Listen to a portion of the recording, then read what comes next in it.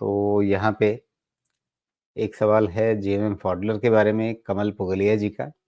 इन्होंने जेएमएम फॉडलर ले रखा है, 150 शेयर इनके पास हैं 1400 के भाव पे। तो पूछ रहे हैं कि होल्ड करें या निकल जाएं। 1400 पे लिया है आपने जीएमएम फॉर्डलर। मैंने लास्ट टाइम भी आपको बताया था कि अभी तक इसमें मुझे रिवर्सल तो नहीं दिखता है। और इसका ऐसा है ना ट्रैजेक्टरी कि ना आप इसमें बहुत अपसाइड देखेंगे ना बहुत डाउनसाइड दिखेंगे, और प्लस ये ट्रेडिंग का कैंडिडेट है ही नहीं, बिकॉज जिसमें ट्रेंड नहीं हो उस पर आप ट्रेड नहीं करते हैं। ये डिसीजन गलत रहेगा ट्रेडिंग का। जीएमएम फॉर्डलर में आपने जो 1400 पे लिया है, वो पहले तो आपको कॉस्ट ही भी प्रॉब्लम है, because the real problem is 1390। Okay, अब एक शॉर्ट कवरिंग का इसमें सिचुएशन बन रहा है। ओके, ये शॉर्ट कवरिंग और आपकी एक्सेंचुएट होगी 1350 के ऊपर, और 1350 के ऊपर शायद आपको आपका भाव मिलेगा, और वहां पे इसकी रीवैल्यूएशन लगेगी, because 1400 is the key problem. अगर उसके ऊपर रह गया तो 50 डीएमए का रीटेस्ट है, अदरवाइज फिर वहीं से वापस पलट सकता है। तो 1350 की पॉसिबिलिटी है। कब तक है? जब तक 1300 है, और 1350 अगर है तो 1400 की भी पॉसिबिलिटी बनती है। कब तक है? जब तक 1300 है। तो यहाँ तक तो दिखता है, उसके बाद अभी इसके ट्रेंड की कोई क्लैरिटी नहीं है मुझे।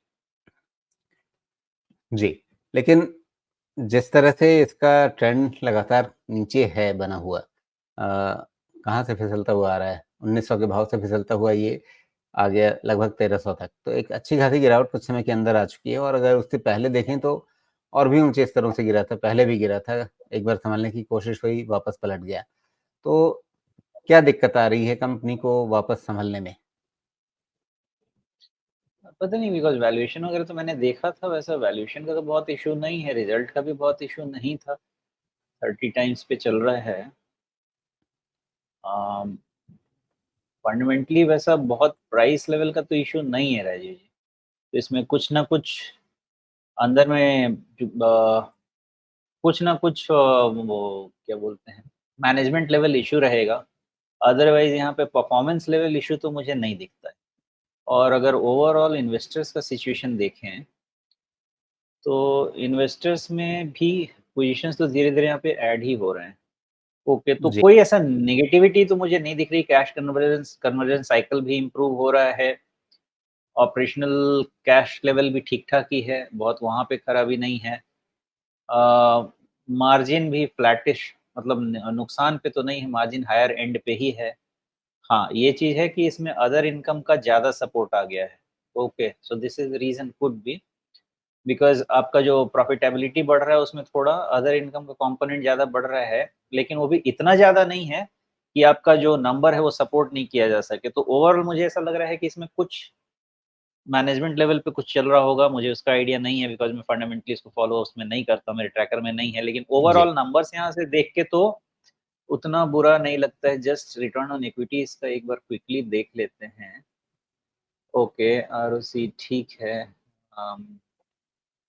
नहीं रही जैसे बहुत ज्यादा मुझे यहाँ पे इशू दिखाई तो नहीं दे रहे हैं किसी भी हाँ, तरीके से। लेकिन दिसंबर क्वार्टर मेन में मुद्दा, इसका हमें दिसंबर क्वार्टर में हमें इसका ऑपरेटिंग प्रॉफिट भी घटता हुआ दिखा था, सेल्स भी घटता हुआ दिखा था, और मुनाफे में थोड़ा बहुत जो उल्टा असर आया अदर इनकम का, यानी आमतौर पे जो थोड़ा ऐड होता है उसके मुकाबले उसमें नुकसान हुआ। तो इन सब के चलते सीधे आपका जो मुनाफा है वो 70 से घट के 30-31 रह गया। तो कहीं ना कहीं उसके चलते सेंटिमेंट प्रभावित हुआ है। और इससे पहले भी वैसे ही हुआ था कि मतलब कहाँ आपका मुनाफा जो है वो बढ़ता जा रहा था, और उसके बाद फिर एकदम से गिर जाता है। और ये कई बार हो चुका है इस कंपनी में कि भाई आपका मुनाफा बढ़ता है, संभलता है, और उसके बाद फिर एकदम से पटक दिया जाता है। इशू क्वार्टरली लेवल पे ही है, बिकॉज ईयरली लेवल पे तो कोई प्रॉब्लम नहीं दिख रही है। क्वार्टरली लेवल पे थोड़ा लंपी रेवेन्यू और लंपी प्रॉफिट तो है, तो उसका इम्पैक्ट ही है, उससे ज़्यादा तो नहीं है। तो 70 का क्वार्टर ऑन क्वार्टर प्रॉफिट ही आधा से ज़्यादा कम हो गया है। अगर जी। इसको वाई वाई देखेंगे तो ठीक रहेगा, सिक्लिकलिटी के हिसाब से तो कोई दिक्कत नहीं है। लेकिन हाँ, क्वार्टरली इशू है। ओके, सॉरी, मार्जिन भी श्रिंक हो गया है। ईयरली डेटा ठीक है, लेकिन क्वार्टरली डेटा में इशू है। May be that is the reason, because आपका मार्जिन भी 2 परसेंटेज पॉइंट नीचे क्वार्टर ऑन क्वार्टर आ गया है, और बिल्कुल। वाई कंपैरिजन में भी आपका मार्जिन 2 परसेंटेज पॉइंट नीचे आ गया है, तो ये आपका कंजेशन क्रिएट कर रहा है। दिस इज द रीजन, इसके अलावा कुछ नहीं है। Quarterly result is the issue. तो अब इसका रूट कॉज यही है, आप क्वार्टरली रिजल्ट पे ध्यान रखिएगा, लेकिन इतने खराब क्वार्टरली रिजल्ट नहीं है कि ये आपको 1250 1300 के रेंज के जी। नीचे फिलहाल ले जा पाए। यहाँ पे हाँ, रुक जाना लेकिन चाहिए। बिल्कुल। तो ये जो आपका पिछले साल जून का भी नहीं, पिछले साल नहीं, जून 2022 का जो बॉटम बना था, ये उसके करीब आ गया है, तो क्या यहाँ पे कहा जा सकता है कि रिस्क काफ़ी कम हो गया है? देखिए, रिस्क कम है, लेकिन इसका मतलब ये नहीं है कि आपके पास रिवार्ड तुरंत है। ये स्ट्रक्चर में रिवार्ड आपको बहुत नहीं मिलेगा, बिकॉज़ अभी ईयरली डेटा पे मुझे ठीक लगा, लेकिन क्वार्टरली डेटा पे मुझे बिल्कुल ठीक नहीं लगा। तो आपका यहाँ पे रिस्क कम है, व्हिच इज़ फाइन, बिकॉज़ यहाँ से डाउनसाइड फिलहाल वैसा कोई नेगेटिव नहीं है, लेकिन अगर रिज़ल्ट आपका आने वाले क्वार्टर में भी बहुत खराब आता है, जो कि आपके ओवरऑल ईयर के नंबर को खराब कर देता है, तो तकलीफ रहेगी। अगर वो हाँ, नहीं है, लेकिन तब तकलीफ नहीं रहेगी। लेकिन अगर इसकी साइक्लिकलिटी जो हमें इसके प्रॉफ़िट नंबर्स में दिख रही है तिमाही दर तिमाही, उसके हिसाब से जाएँ तो एक खराब तिमाही के बाद फिर से ये सँभलने लगता है, तो हो सकता है कि अप्रैल में सेंटिमेंट बदल जाए? देखते हैं, लेकिन ये year and financial year and है। यहाँ पे नंबर्स उतने खराब होने तो नहीं चाहिए, बिकॉज़ इसके मार्च के नंबर बहुत तोड़-फोड़ भी नहीं है मार्च के नंबर, लेकिन मार्च के नंबर ठीक-ठाक ही रहते हैं। तो बहुत खराब नहीं आने चाहिए मार्च के नंबर, अगर पास्ट देख के इसको समझा जाए तो। प्लस स्टॉक पिट भी जी। बहुत गया है। लेकिन हम स्टॉक खरीदते हैं रिटर्न बनाने के लिए, रिस्क कम करने के लिए नहीं। रिस्क कम पे ठीक है, लेकिन उसके बाद रिटर्न भी दिखना चाहिए। रिटर्न तभी आएगा जब नंबर्स इम्प्रूव होंगे, नहीं तो फिर ऐसे ही लड़खड़ाता रहेगा। जी।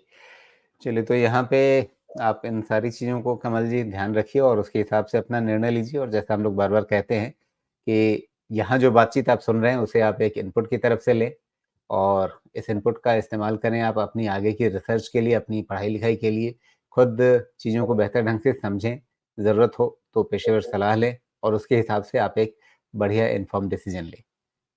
तो आशा करते हैं कि जो हमने चर्चा की है, उससे आपको इसमें मदद मिलेगी।